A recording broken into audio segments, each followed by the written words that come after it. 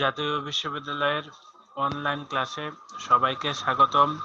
করোনাকালীন শিক্ষা কার্যক্রম চলমান রাখার স্বার্থে জাতীয় বিশ্ববিদ্যালয়ের উদ্যোগে অনলাইন ক্লাসে সংযুক্ত হতে পেরে আমি আনন্দিত।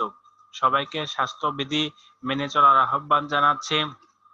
বিষয় কেমিস্ট্রি, প্রোগ্রাম স্নাতক সম্মান, course code 23, 28, 13, agricultural chemistry, lecture number 6। লেকচারের শিরোনাম পেস্টিসাইডের বিপাক, মেটাবলিজম অফ পেস্টিসাইডস। আমি মোহাম্মদ সজীব মিয়া, প্রভাষক, তেজগাঁও কলেজ, ঢাকা। মেটাবলিজম বা বিপাক কি? যে প্রক্রিয়ায় জীবন্ত বস্তুতে খাদ্য তৈরি হয় এবং খাদ্য সরলতর পদার্থে পরিণত হয়, অথবা জীবদেহে রাসায়নিক রূপান্তর প্রক্রিয়াকে বিপাক বলা হয় বা মেটাবলিজম বলা হয়। এই মেটাবলিজম বা বিপাক প্রক্রিয়া দুইভাবে হতে পারে। একটাকে বলা হয় অ্যানাবলিজম বা সংশ্লেষণ, আরেকটাকে হচ্ছে ক্যাটাবলিজম বা বিভাজন। অর্থাৎ আমরা যে প্রক্রিয়ায় জীবন্ত বস্তুতে খাদ্য বস্তু তৈরি হয় তাকে বলা হয়েছে অ্যানাবলিজম, আর ক্যাটাবলিজম হচ্ছে যে খাদ্য বস্তুকে ভেঙে সরলতম খাদ্য বস্তুতে যদি রূপান্তরিত হয় তাকে ক্যাটাবলিজম বা বিভাজন বলা হয়। একটি অণুজীব বিপাক প্রক্রিয়াকে প্রয়োগ করে শক্তি উৎপাদন করে বা বায়ু অণু উপাদান সমূহকে সংশোধন করে বা মডিফাই করে। পেস্টিসাইডের বিপাক, আমরা মেটাবলিজম অফ পেস্টিসাইডস সম্পর্কে আলোচনা করছি। যে প্রাণীর প্রধান বিপাকীয় এনজাইম, মেটাবলিজম এনজাইম, যেটা হলো এসিটাইল কোলিন এস্টারেজ। আমরা কোনো কারণে যদি এই এনজাইমের কার্যক্রমকে যদি ব্যাহত করতে পারে তাহলে এই হচ্ছে বিপাক প্রক্রিয়াটা হচ্ছে ব্যাহত হয়ে যায়, যার কার্যক্রম পেস্টিসাইড যারা যেভাবে ব্যাহত হয়। ঠিক আছে, এসিটাইল কোলিন একটি নিউরোট্রান্সমিটার যা নার্ভ সেলকে তার আদি অবস্থানে আসতে বাধা দেয়।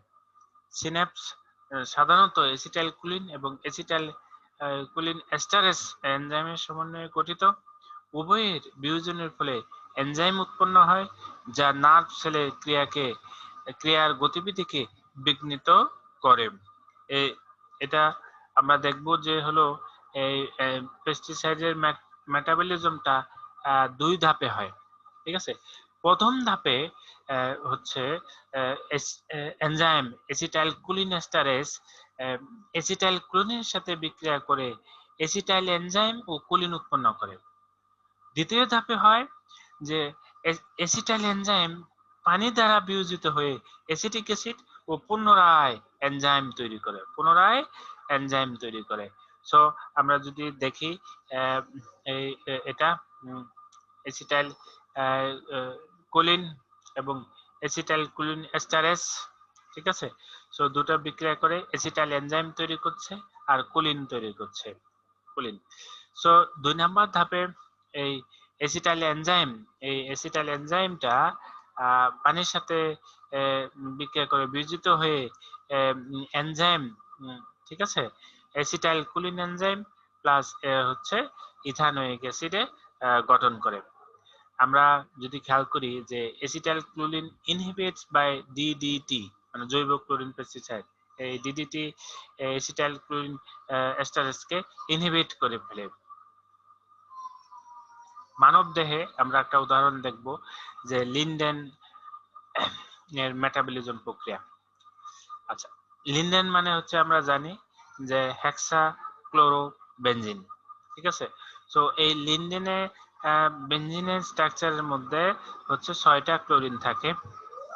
সো আমরা প্রথম যদি এখানে খেয়াল করি হেক্সাক্লোরোবেনজিন, 6টা ক্লোরিন, 6টা কার্বনের 6টা ক্লোরিন আছে, একে বাণিজ্যিক নাম লিন্ডেন বলা হয়। ওকে, লিন্ডেন থেকে আমরা যদি একটা ক্লোরিনকে অপসারণ করা হয় অপসারিত হয় মেটাবলিজমের মধ্যে, এটা পেন্টাক্লোরোবেনজিন তৈরি করে। এই পেন্টাক্লোরোবেনজিন থেকে আবার টেট্রাক্লোরো বেনজিন তৈরি হয়। আবার আরেকটা ক্লোরিন অপসারিত হয়ে টাইক্লোরো বেনজিন তৈরি করে। তারপর আরেকটা ক্লোরিন অপসারণ করে ডাইক্লোরো বেনজিন ফর্ম করে।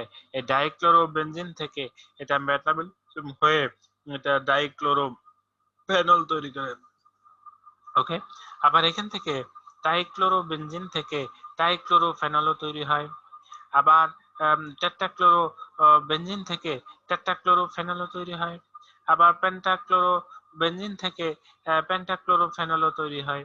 ঠিক আছে, সো এই পেন্টাক্লোরোফেনল থেকে আবার টেট্রাক্লোরোফেনল তৈরি হয়। টেট্রাক্লোরোফেনল থেকে আবার টাইক্লোরোফেনলও তৈরি হয়। টাইক্লোরোফেনল থেকে আবার দেখা যাচ্ছে ডাইক্লোরোফেনলে ও কনভার্টেড হয়। আমরা দেখব যে যে বিষয়টা এটা নানাবিধ কনভার্সন এটা ঘটছে। সো আমরা আলফা হাইড্রো হেক্সাক্লোরো হাইড্রোবেনজিন থেকে গামা, এটা হলো গামা হাইড্রোক্লোরো হাইড্রোকার্বন। ঠিক আছে, আলফা হাইড্রোকার্বন, গামা হাইড্রোক্লোরো হেক্সাক্লোরো হাইড্রোকার্বন, তো টেট্রাক্লোরো, এখান থেকে পিজিএমজি এর মাধ্যমে হচ্ছে এটা আবার হচ্ছে টেট্রাক্লোরো কার্বনের কনভার্টেড হয়। তারপরে এখানে আলফা পিসিএইচ কনভার্টেড হয়, আলফা থেকে পিএমজি কনভার্টেড হয়, এটাই চলে আসে। সো আমরা দেখলাম যে এই গামা পিসিএইচ থেকে আবার টেট্রাক্লোরো বেনজিন যেটা এটাই কনভার্টেড হচ্ছে। আবার এই HCCH থেকে আবার PCCOL এটাই কনভার্টেড হচ্ছে। আবার হচ্ছে HCCH থেকে HCCOL এ কনভার্টেড হচ্ছে। অর্থাৎ এই মানব দেহে বিভিন্ন ধরনের যৌগে একটার পর একটা কনভার্টেড হয়ে মেটাবলিজম লাস্ট পর্যন্ত শরীর থেকে অপসারিত হয়। আমরা যদি ফসফেট পেস্টিসাইডের মেটাবলিজম যদি খেয়াল করি, এটার ক্ষেত্রে আমরা দেখব যে জৈব ফসফেট পেস্টিসাইড এসিটাইল ক্লোরিন এস্টারেজের সাথে বিক্রিয়া করে ফসফোরাইল এনজাইম উৎপন্ন করে, যা পরবর্তীতে পানি দ্বারা বিয়োজিত হয়ে এনজাইম গঠন করে। এই ক্ষেত্রে যে ধাপে এক্স এর গ্রুপ অপসারিত হয়, এই ধাপটাই হচ্ছে বিক্রিয়া গতিকে নিয়ন্ত্রণ করে বা রেট কন্ট্রোল বিক্রিয়া বলা হয়। আমরা যদি কৌশলটা দেখলাম যে enzyme acetyl chlorine esterase enzyme জৈব ফসফেট পেস্টিসাইডের সাথে বিক্রিয়া করে ফসফোরাইল এনজাইম তৈরি করছে এবং H6 হাইড্রোজেন হ্যালাইড তৈরি করে। তো এই ফসফোরাইল এনজাইমটা পানিতে ভেঙে আবার এসিটাইল ক্লোরিন এস্টারেজ তৈরি করছে। এই হলো বিক্রিয়া acetyl chlorine esterase inhibit by organophosphate pesticides, এটাই হলো তার মেকানিজম। আমরা যদি এর একটি উদাহরণ দেখি যে স্তন্যপায়ী পানিতে মিথাইল প্যারাথিয়ন মেটাবলিজম যে ঘটে, মিথাইল প্যারাথিয়ন, এটা নাম হলো মিথাইল প্যারাথিয়ন। ওকে, সো এখানে জিএসএম অ্যালকাইল ট্রান্সফারেজ, মানে এই এনজাইমটা আর কাজই হলো যে অ্যালকাইলকে রিমুভ করে ফেলা, অ্যালকাইলকে ট্রান্সফার করে ফেলা। ওকে, সো এটা দেওয়ার ফলে দেখা যাচ্ছে এটা এই মিথাইল গ্রুপটাকে ট্রান্সফার করে এখানে একটা হাইড্রোজেন দিয়ে দিচ্ছে। সো এটা মিথাইল প্যারাথিয়ন থেকে জিএসএম অ্যালকাইল ট্রান্সফারেজ এনজাইমে হচ্ছে ডেস মিথাইল প্যারাথিয়নে কনভার্টেড করছে।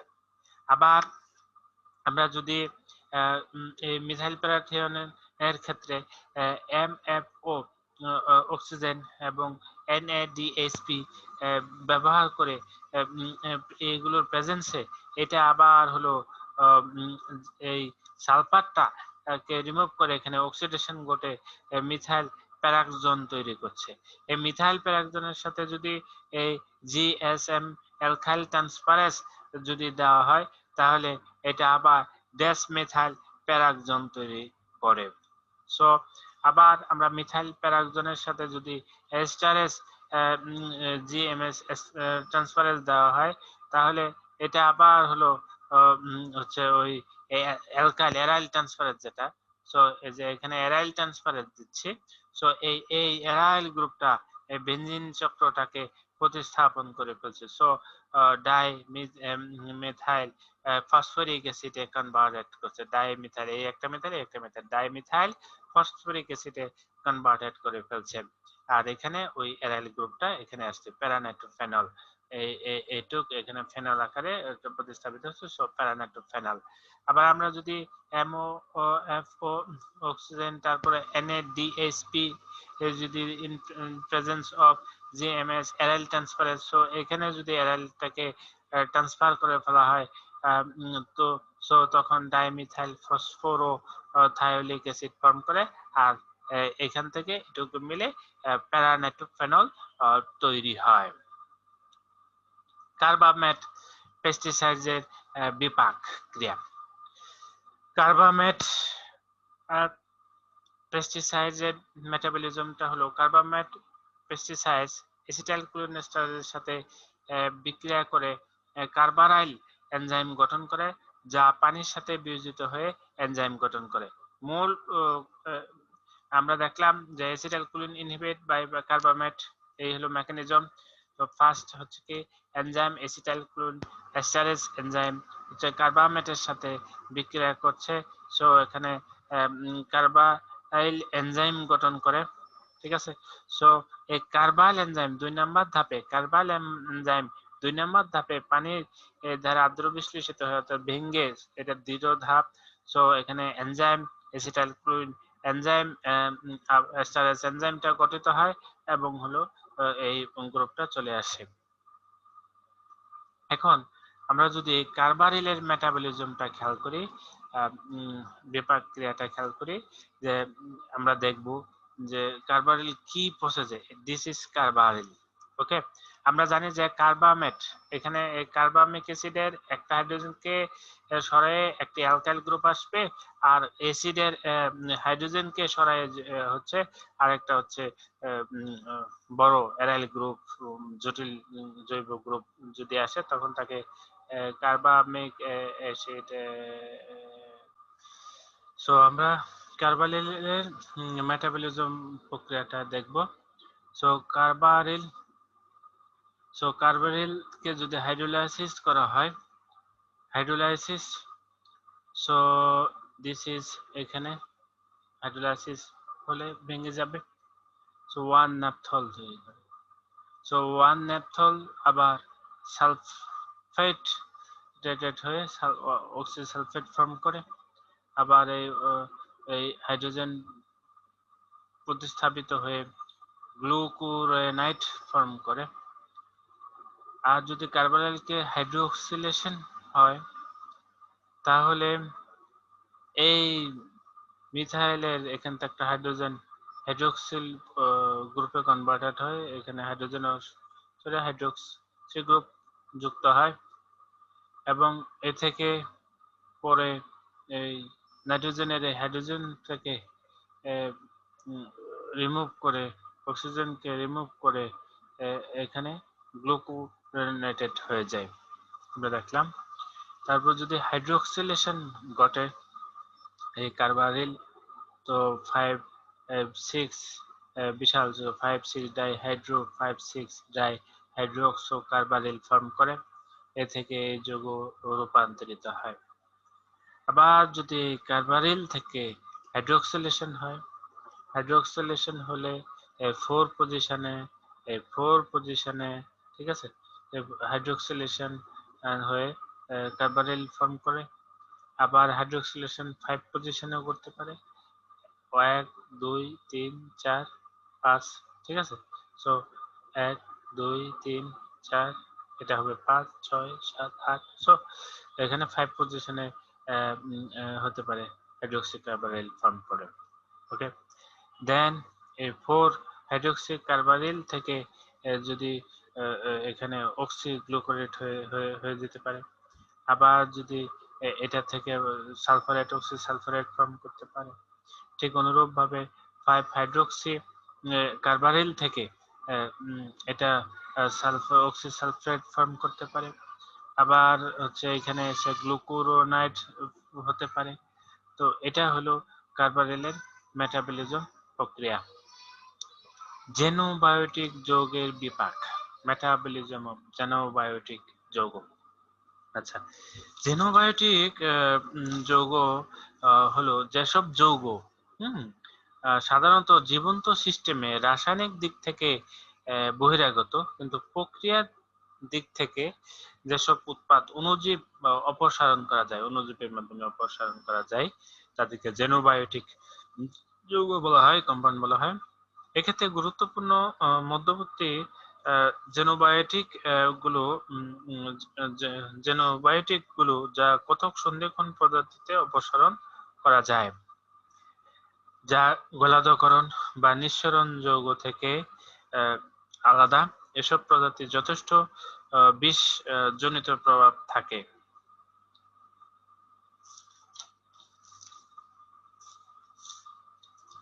জেনোবায়োটিক পদার্থ এনজাইম দ্বারা ক্রিয়ান্বিত হয়, যা দেহের মধ্যকার কোনো বস্তুর উপর কাজ করে, যাকে আমরা এন্ডোজেনাস সাবস্ট্রেট বলে।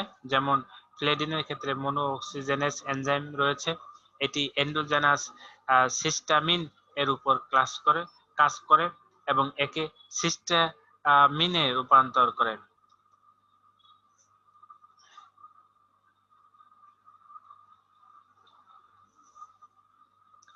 জেনোবায়োটিক যৌগের বিপাক বা মেটাবলিজম অফ জেনোবায়োটিক কম্পাউন্ড।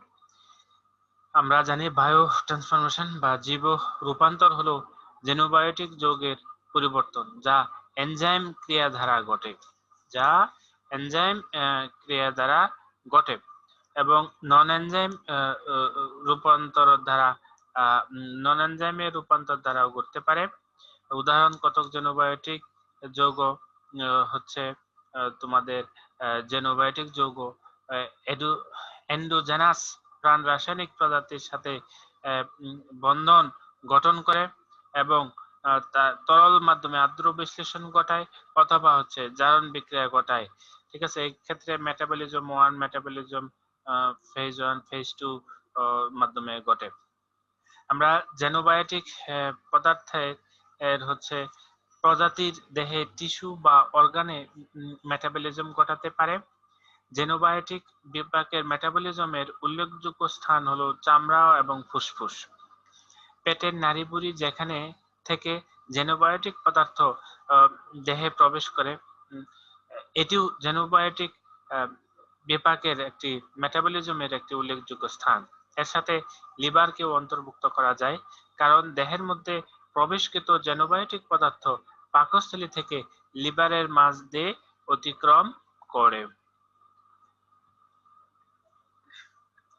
আমরা দেহে বিষাক্ত পদার্থের ক্রিয়া মানে function of toxicant in the body, অর্থাৎ যে প্রক্রিয়ায় অণুজীব জেনোবায়োটিক প্রজাতিকে মেটাবলিজম ক্রিয়ান্বিত করে, তা হলো এনজাইম প্রভাবিত ফেজ 1, ফেজ 2 বিক্রিয়াসমূহ।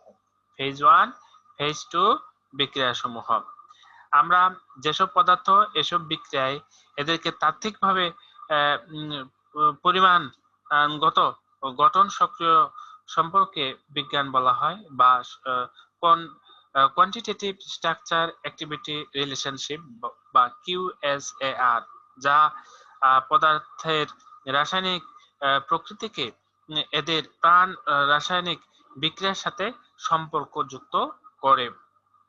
আমরা এখন দেখছি ফেজ 1 বিক্রিয়াসমূহ। ফেজ 1 রিঅ্যাকশন, এটা হলো লাইপোফিলিক মানে চর্বি আকর্ষক জেনোবায়োটিক প্রজাতি এই ফেজ 1 বিক্রিয়া দেয়, যাতে এরা পানিতে দ্রবণীয় হয় এবং পোলার ফাংশনাল গ্রুপ যুক্তকরণ দ্বারা এরা আরো বেশি সক্রিয় হয়। নিম্নে চিত্রে প্রদর্শিত হলো যেরকম lipophilic poorly water soluble unmetabolized xenobiotic substance গুলোকে যেরকম এনজাইম সিস্টেম সাইটোক্রোম P450 ফলে যে product is more water soluble and reactive. এখানে আমরা ইপোক্সাইডেশন ঘটে বা হাইড্রোক্সাইডেশন ঘটে বা সালফিউরাইল ঘটে বা হাইড্রোক্সি অ্যামিল ফাংশনাল গ্রুপ যুক্ত হয় এবং আদার্স এই ঘটনা গুলো হয়। তাহলে আমরা দেখলাম যে লাইপোফিল থেকে এটা ওয়াটারে খুবই কম দ্রবীভূত হয়, ফলে ফেজ 1 বিক্রিয়ার মাধ্যমে এটা মূল রিঅ্যাক্ট হয়। এক্ষেত্রে ইপোক্সিডেশন ঘটে, তারপর হচ্ছে মানে পোলার ফাংশন গ্রুপ যুক্ত হয়, হাইড্রোক্সিলেশন ঘটে বা সালফারেশন ঘটে বা হাইড্রোক্সি অ্যামিন তৈরি হয়, আদার্স ঘটনাগুলো ঘটে। ফেজ 2 বিক্রিয়া, আমরা এই ফেজ 2 বিক্রিয়া পড়ার আগে আমরা একটা ফেজ 1 বিক্রিয়া একটা উদাহরণ আমরা একটু বলতে চাই। যেরকম ক্লোরোফিনটা ইপোক্সাইডেশন ঘটে, যা দ্রাবক প্রতিরোধী আমরা সানস্ক্লিটিক আর্টিফিশিয়াল বা সিনথেটিক রাবার তৈরিতে প্রয়োগ করা হয়। এক্ষেত্রে ওই যে এনজাইম P450 ইপোক্সাইডেশনের কাজটা ঘটে। সো আমরা এটা একটা ফেজ 1 বিক্রিয়ার উদাহরণ। ফেজ 2 বিক্রিয়া, ফেজ 2 বিক্রিয়া হলো যে এনজাইম ক্রিয়া দ্বারা যখন একটি এন্ডোজেনাস পদার্থ বা প্রজাতি একটি পোলার ফাংশনাল গ্রুপের সাথে যুক্ত হয় তখন ফেজ 2 বিক্রিয়া ঘটে। প্রায়ই জেনোবায়োটিক প্রজাতির উপর ফেজ 2 বিক্রিয়া ঘটে এবং প্রায় হচ্ছে জেনোবায়োটিক তোমার প্রজাতির ফেজ 1 বিক্রিয়ার ফলাফল হিসেবে দেখা হয়। অর্থাৎ ফেজ 2 বিক্রিয়াকে কনজুগেশন বিক্রিয়াও বলা হয়। কনজুগেশন, যেখানে এনজাইম কনজুগেটিং এজেন্টকে জেনোবায়োটিক পদার্থ এদের ফেজ 1 বিক্রিয়ালব্ধ উৎপাদ এবং নন জেনোবায়োটিক পদার্থের সাথে যুক্ত করে নিম্নে চিত্রে প্রদর্শন করা হলো। দেখো, জেনোবায়োটিক পদার্থ অফেন ফেজ 1 রিঅ্যাকশন প্রোডাক্ট। ওকে, আমরা ফেজ 1 রিঅ্যাকশন প্রোডাক্টে কি পাইছিলাম? অ্যামিনো পাইছিলাম, ইপোক্সাইডেশন পাইছিলাম, হ্যালোজেন বা হাইড্রোক্সিলাইল এবং কার্বোরাইল, এই ঘটনাগুলো ঘটে। সো আমরা এগুলো হচ্ছে functional group that reacts with conjugating agent. এখানে এটা গ্লুকুরোনাইট, হ্যাঁ, এটা একটা কনজুগেটিং এজেন্টের সাথে কনজুগেটিং এজেন্ট এবং জেনোবায়োটিক। সো এগুলোর সাথে এই ফাংশনাল গ্রুপ যেগুলো আছে, এই ফাংশনাল গ্রুপে এন্ডোজেনাস কনজুগেটিং এজেন্টের সাথে বিক্রিয়া করে কনজুগেটিং প্রোডাক্ট তৈরি করে, অর্থাৎ দুটা যুক্ত হয়ে বড় একটা যৌগ তৈরি করে এবং হচ্ছে এই ক্ষেত্রে যে প্রোডাক্টটা তৈরি হয় এই প্রোডাক্টগুলো হচ্ছে হায়ার পোলারিটি থাকে, গ্রেটার ওয়াটার সলিবিলিটি থাকে, অর্থাৎ তারা পানিতে বেশি সলিবল হয়, মোর ইজিলি এলিমিনেটেড হয় বডি থেকে। সো আমরা গ্লুকুরোনেটেড কনজুগেটেড ফ্রম এ জেনোবায়োটিক আমরা এটা দেখলাম HXR। এটা হলো ফেজ 2 বিক্রিয়ার আর কৌশল সমূহ আমরা চিত্রের মাধ্যমে প্রদর্শন করলাম। ডিটক্সিফিকেশন, আমরা এখন যে হলো ডিটক্সিফিকেশন নিয়ে আমরা একটু আলোচনা করতে যাচ্ছি। প্রাণ রাসায়নিক প্রক্রিয়ায় কম বিষাক্ত উৎপাদ তৈরি করার প্রক্রিয়াকে বলা হয় হচ্ছে ডিটক্সিফিকেশন। মানে বিষাক্ত পদার্থকে কম বিষাক্ত পদার্থে রূপান্তর করে বডি ঘটনাটাকে বলা হচ্ছে ডিটক্সিফিকেশন। অর্থাৎ প্রাণ রাসায়নিক প্রক্রিয়ায় কম বিষাক্ত উৎপাদ তৈরি করার প্রক্রিয়াকে ডিটক্সিফিকেশন বলা হয়। আমরা যেমন একটা উদাহরণ হিসেবে যদি আমরা দেখি যে অর্গানোফসফেট প্যারাক্সোন প্রাণ রাসায়নিক প্রক্রিয়ায় নাইট্রোফেনলে রূপান্তরিত হয়, যা 12,000 ভাগের 1 ভাগ টক্সিক। অর্থাৎ এত কম টক্সিক যৌগে রূপান্তরিত হয়। ডিটক্সিফিকেশনের কৌশল। ডিটক্সিফিকেশন প্রক্রিয়ায় পেস্টিসাইডের অ্যাবায়োটিক এবং বায়োটিক রূপান্তর দ্বারা ক্ষতিকরবিহীন সহজ যৌগে হচ্ছে আমরা পরিণত করা যায়। কোনো পদার্থের টক্সিসিটি এর রাসায়নিক গঠনের উপর নির্ভর করে। সামান্য পরিবর্তনে উক্ত পদার্থের টক্সিসিটিরও পরিবর্তন আসে। যদি সক্রিয় গ্রুপ থেকে যৌগ থেকে মুক্ত করা যায় তাহলে টক্সিসিটি অনেক ক্ষেত্রেই হারিয়ে যায়। আবার যদি সক্রিয় গ্রুপ যদি সম্পূর্ণরূপে মুক্ত করা যায় তাহলে যৌগের রাসায়নিক বিষক্রিয়তা সম্পূর্ণরূপে ডিটক্সিফিকেশন ঘটে যায়। তো পেস্টিসাইডে এই যে অর্থাৎ যে টক্সিক যৌগের অধিক সংখ্যক শাখা থাকে সেসব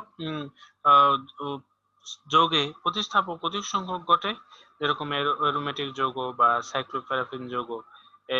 এই যৌগগুলোকে ডিগ্রেডেশন করা যার খুবই কষ্টকর, এর জন্য পরিবেশে এদের স্থায়িত্ব হয় অনেক বেশি থাকে। আমরা পেস্টিসাইডের যে ডিগ্রেডেশনটা আমরা দুই ভাবে করতে পারি, একটা অ্যাবায়োটিক রূপান্তর বা ট্রান্সফরমেশনের দ্বারা, আর একটা হচ্ছে বায়োটিক ট্রান্সফরমেশনের মাধ্যমে।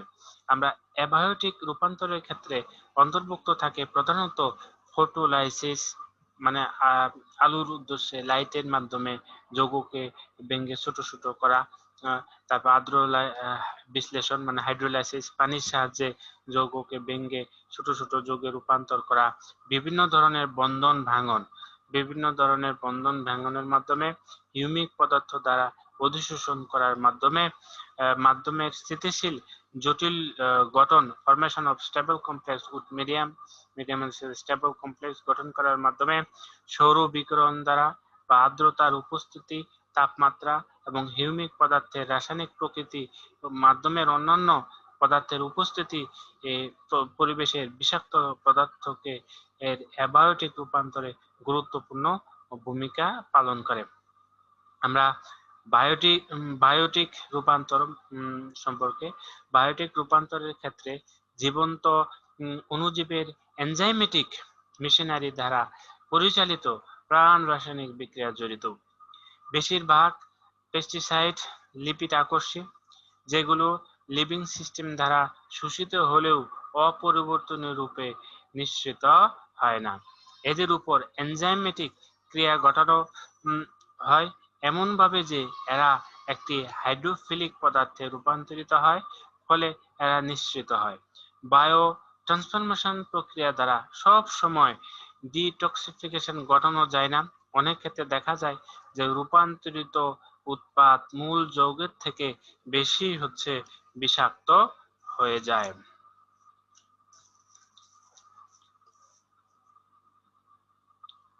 আমরা ডিটক্সিফিকেশন কৌশল সম্পর্কে আরো কিছু কথা বলবো, যে বিভিন্ন রূপান্তরের ক্ষেত্রে লিভিং সিস্টেম ঘটে, যেসব প্রাণ রাসায়নিক বিক্রিয়া ঘটে, আমরা সেগুলোর মধ্যে একটা হচ্ছে ডিগ্রেডেশন বিক্রিয়ার দ্বারা, আরেকটা হচ্ছে কনজুগেশন বিক্রিয়ার দ্বারা। তো আমরা ডিগ্রেডেশন বা লঘুকরণ বিক্রিয়ার মধ্যে যেগুলো অন্তর্ভুক্ত থাকে, একটা হচ্ছে জারণ, বিজারণ, আর্দ্র বিশ্লেষণ, উল্লেখযোগ্য বন্ধনের ভাঙন, যার ফলে পেস্টিসাইডে বা দূষক পদার্থের যে কার্যকারী যে গ্রুপ সমূহ, আমরা হাইড্রোক্সিল মূলক বা কার্বক্সিলিক মূলক বা অ্যামিনো মূলক, এগুলো প্রতিস্থাপিত হয়ে যায়। ফলে এই প্রক্রিয়ায় অনেক পেস্টিসাইড এবং বিষাক্ত পদার্থে এদের বিষক্রিয়তা হারায়। আরেকটা প্রক্রিয়া যেটা কনজুগেশন রিঅ্যাকশন, এটা হলো কনজুগেশন দ্বারা ডিগ্রেডেশন ঘটানো যায়। এসব বিক্রিয়া জড়িত থাকে সাংশ্লেষিক বিক্রিয়া সমূহ, যেখানে পেস্টিসাইড অণু সাথে জীবন্ত সিস্টেমের মধ্যে কনজুগেট ঘটানো হয়। এর ফলে উচ্চতর আয়নিত পানিতে দ্রবীভূত পদার্থ উৎপন্ন করে, এগুলো দ্রুত লিভিং সিস্টেম থেকে নিঃসৃত হয়ে যায়। আমরা পেস্টিসাইডের পরিবেশে দ্রুত বিয়োজন নির্ভর করে কয়েকটা ফ্যাক্টরের উপরে। 1 নাম্বার, উপযুক্ত অণুজীবের উপস্থিতির প্রয়োজন। অণুজীব প্রয়োজন হবে যা প্রাণ রাসায়নিক বিক্রিয়া ঘটাতে সক্ষম হবে। 2, সাবস্ট্রেট এবং অণুজীবের প্রজাতির মধ্যে সংস্পর্শ স্পর্শ দরকার, কন্টাক্ট প্রয়োজন। কত ক্ষেত্রে এনজাইমেটিক মেশিনারি প্রয়োজন হয়। পরিবেশের সহায়ক উপযুক্ত শর্ত, যেরকম পিএইচ, তাপমাত্রা, আর্দ্রতা, পরিপোষক প্রভৃতি প্রাপ্যতা নিশ্চিত হওয়া প্রয়োজন। যে অবস্থার অধীনে অণুজীব জন্মাতে পারে সেই ধরনের অবস্থার তৈরি করতে হবে এবং এদের ক্রিয়া সম্পাদন করতে পারবে। আমরা জানি। উচ্চতর প্রাণী, মানুষ ও লিভারের কোষ বিভাজন গঠিত বেশিরভাগ ক্রিয়াকার্য সম্পন্ন হয়, যদিও কোষ জীব বিশ্লেষণজনিত ক্রিয়া সম্পাদন করে থাকে। আমরা পেস্টিসাইড অবক্ষয় করার আগে আমরা টক্সিক পদার্থের নিয়ন্ত্রণ, কন্ট্রোল অফ টক্সিক সাবস্টেন্স সম্পর্কে একটু করতে পারি। যে আমরা টক্সিক পদার্থের বিষক্রিয়া মানুষ তথা জীবের জন্য, সম্পদের রক্ষার জন্য আইন কানুন করা যথেষ্ট কঠোর করা উচিত। তাহলে আমরা টক্সিক পদার্থকে নিয়ন্ত্রণ করতে পারবো। নিম্নলিখিত ব্যবস্থাগুলো প্রয়োজন করলে আমরা টক্সিক পদার্থ নিয়ন্ত্রণের জন্য কার্যকর ভূমিকা নিতে পারবো। 1 নাম্বার, টক্সিক পদার্থের বিষক্রিয়া থেকে মানুষকে তথা জীব সম্প্রদায়কে রক্ষা করার জন্য নতুন রাসায়নিক পদার্থ উৎপাদন বা আমদানির আগে আমরা সংশ্লিষ্ট দূষণ নিয়ন্ত্রণ সংস্থাকে অবহিত করা উচিত। সমস্ত টক্সিক পদার্থের পুনঃ উৎপাদন বন্ধ করা এবং পর্যায়ক্রমে টক্সিক পদার্থগুলোকে সরিয়ে ফেলা উচিত। প্রচলিত সব ধরনের রাসায়নিক পদার্থে বিষক্রিয়তা সম্পর্কিত পুনর্বিবেচনা ও অনুসন্ধান জরুরি। খাদ্যে প্রাণীয় সাথে টক্সিক মিশ্রিত সংক্রান্ত বিধিনিষেধ অত্যন্ত জরুরি। এ প্রসঙ্গে যে পানীয় খাদ্যের সঙ্গে মিশ্রিত কোনো টক্সিক খাদ্যে সংযোজিত বস্তুর মাত্রা বা পানীয় মাত্রা সুস্পষ্টভাবে উল্লেখ থাকা দরকার। যদি টক্সিক খাদ্য সংযোজিত বস্তুর মাত্রা সহনশীল মাত্রা থেকে বেশি হয়, বাজার থেকে সেগুলোকে অবিলম্বে প্রত্যাহার করা উচিত করতে হবে এবং সংশ্লিষ্ট প্রস্তুতকারক সংস্থার উপর বিধি নিষেধ আরোপ করতে হবে এবং টক্সিক পদার্থ সমৃদ্ধ খাদ্য, পানীয়, বেভারেজ ব্যবহার বন্ধ হওয়া উচিত। টক্সিক পদার্থ যুক্ত আবর্জনা বা জনাঞ্জল সঠিক প্রক্রিয়ায় জরুরি।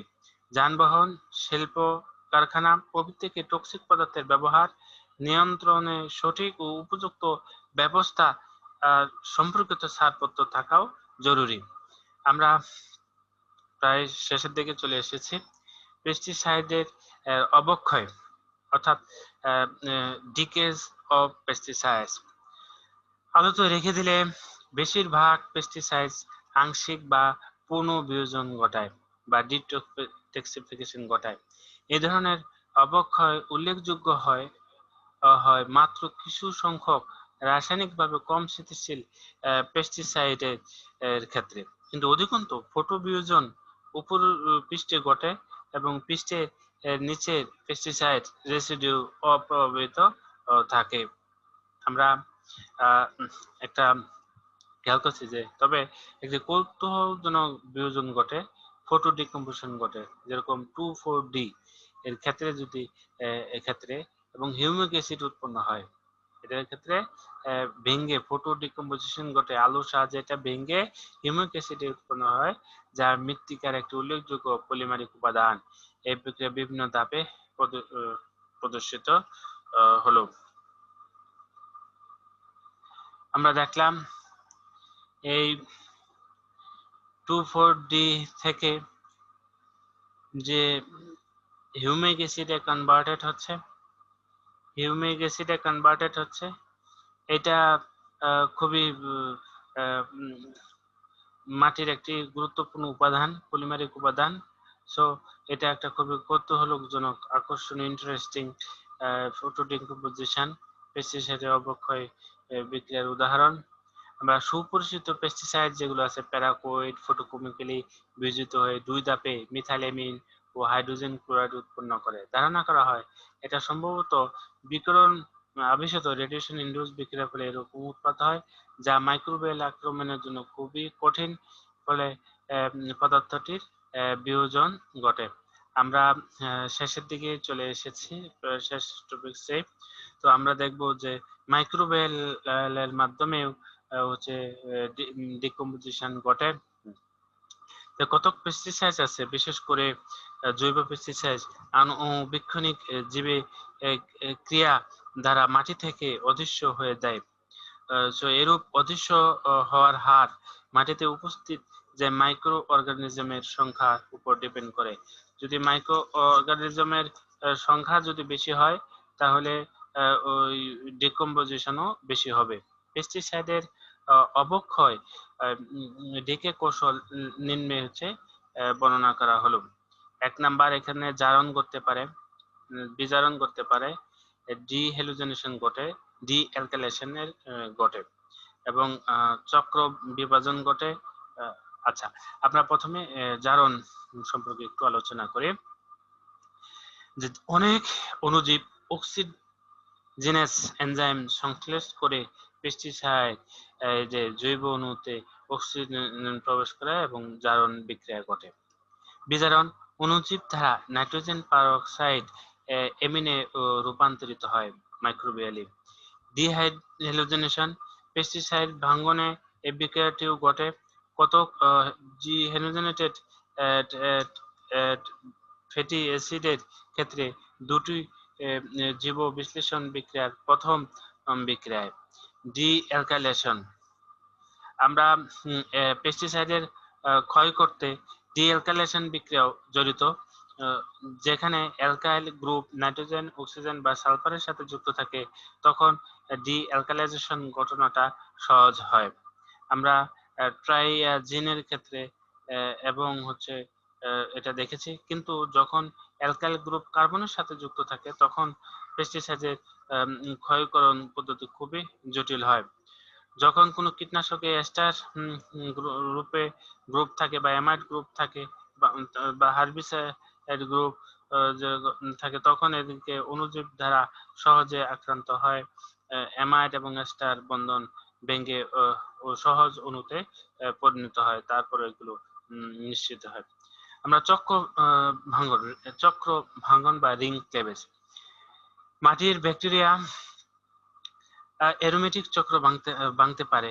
অ্যারোমেটিক চক্র মনো অক্সিজেনেস দ্বারা হাইড্রোক্সিলেশন কেটেকলে পরিণত হয়। পরিশেষে হিউমিক অ্যাসিডে রূপান্তরিত হয় এবং এই উপাদানটি বিষাক্ত নয়, আমরা এটা জানি। আমরা সর্বশেষ আলোচনায় চলে আসছি, আর একটা বিষয় নিয়ে একটু আলোচনা করব, কো মেটাবলিজম। ঠিক আছে, সো সাধারণত ডিটক্সিফিকেশন ঘটে যখন আক্রমণকারী অণুজীব পেস্টিসাইডকে সাবস্ট্রেট হিসেবে ব্যবহার করে এদের কার্বন এবং শক্তি প্রয়োজন মেটাতে। কিন্তু দৈবক্রমে ক্রোমেটাবলিজম বা কো-অক্সিডেশন পদ্ধতিতে অণুজীব অন্যান্য সাবস্ট্রেট থেকে এদের প্রয়োজনীয় শক্তির বেশিরভাগ পেয়ে থাকে এবং ওইসব সাবস্ট্রেটকে নন টক্সিক পেস্টিসাইড রেসিডিউতে রূপান্তরিত করে। এভাবে ডিডিটি, যা জৈব সংশ্লেষণে অনিচ্ছুক, একে দুটি অণুজীব এই ভেক্টর এবং এই জেনারেটর এবং হাইড্রোজিনোনাস দ্বারা সহজেই নন টক্সিক যৌগে রূপান্তর করা যায়। এসব পর্যবেক্ষণ ও পর্যালোচনা থেকে একটা সিদ্ধান্ত নেওয়া যায় যে অণুজীব বৃদ্ধির জন্য কার্বন ও শক্তির উৎস হিসেবে পেস্টিসাইডের ভূমিকা পেস্টিসাইড অবক্ষয় বা বিশ্লেষণের জন্য প্রয়োজনীয় মানদণ্ড নয়। এই ক্ষেত্রে একটি আমরা উদাহরণের মাধ্যমে বলতে পারি। সো আমরা যে বিষয়ে চলে আসলাম একেবারে শেষের দিকে, আমরা এই চ্যাপ্টার থেকে অনেক কিছুই পড়েছি। মেটাবলিজম, এটা আমরা সব এটা ইম্পর্টেন্ট একটা চ্যাপ্টার। তো এখান থেকে মেটাবলিজম কি, ডিটক্সিফিকেশন কি, এবং অর্গানোফসফেট, পেস্টিসাইডের বিপাক, মেটাবলিজম প্রক্রিয়া বা কিভাবে মানবদেহে লিনেনের মেটাবলিজম ঘটে, আমরা এগুলো পড়েছি। আশা করি তোমরা বাসায় এগুলো দেখবে এবং স্বাস্থ্যবিধি মেনে চলবে। নেক্সট ক্লাস ইনশাল্লাহ হবে। ওকে, আসসালামু আলাইকুম।